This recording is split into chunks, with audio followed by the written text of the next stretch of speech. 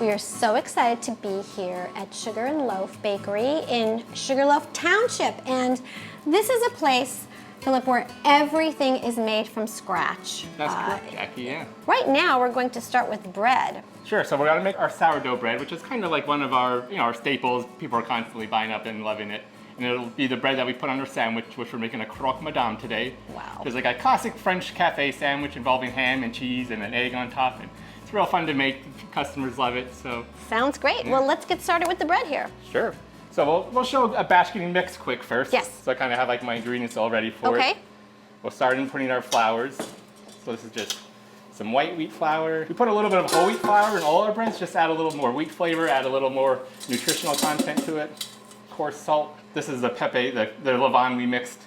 I mixed this yesterday, so like the pre-ferment is this called. We mixed the day before, and that rises for about 12 to 16 hours. Okay. And then that goes into the dough and gives it the rise and fermentation it needs. And then we just need our water. Okay.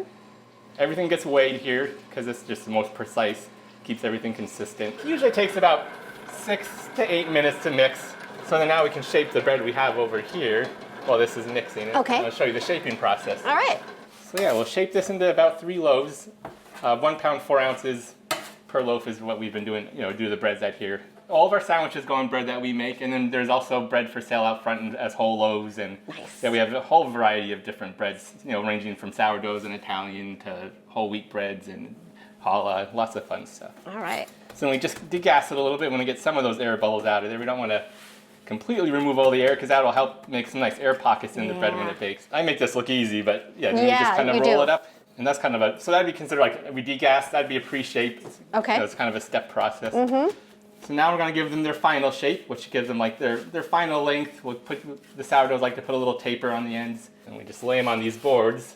And then once they're shaped, we cover them with a linen cloth or linen couche. So now these will rise, usually takes about an hour, hour and a half for the final rise before they go into the oven.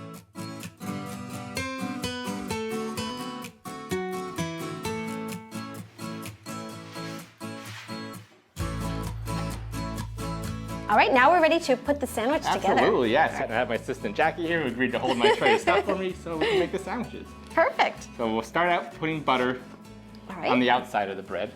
And the bechamel is going to go on the inside on both pieces of bread.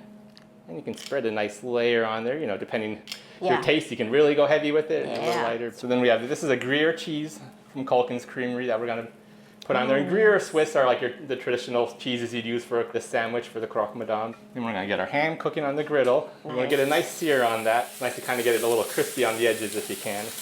We're going to throw some home fries on the griddle just for a little side to go with our sandwich. Sure. They look like they're seasoned a bit too. Yeah, we put a little salt, pepper, a little turmeric on there just to give them a nice little bit of color. Yeah. We'll put our ham on the sandwiches, and it's nice. This is sandwich traditionally you want to have like the ham kind of almost like spilling out of the sandwich. You want to really look like it. It's just ham like flowing out of there, yeah. Mm-hmm. And the final kind of step for this part of the sandwich is we put some cheese on top actually. Oh, interesting. What we've been doing here, which we find really works nicely, is we put on our panini press. Oh, excellent.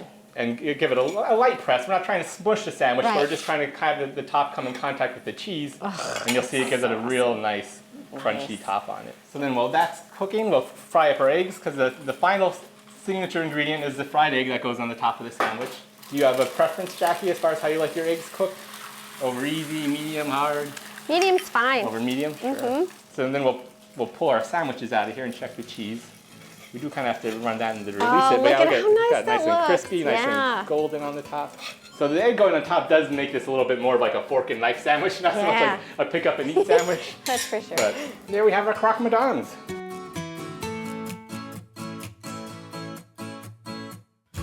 All right, well, before you sit down, you can grab yourself a little after sandwich treat, which is another nice signature we have here. We do a wide variety of pastries all made, once again, from scratch on house. Okay. Some of the more popular classic items we do, there's some brownies over here, an assortment of cupcakes.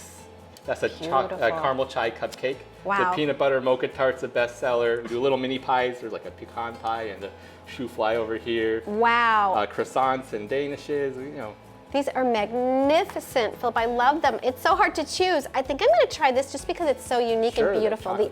That oval shape, you never see anything like that. Yeah, so it's a chocolate tart shell, and there's like a chocolate kind of toffee filling with some sour cherries in it, and like a little buttercream and garnish on top.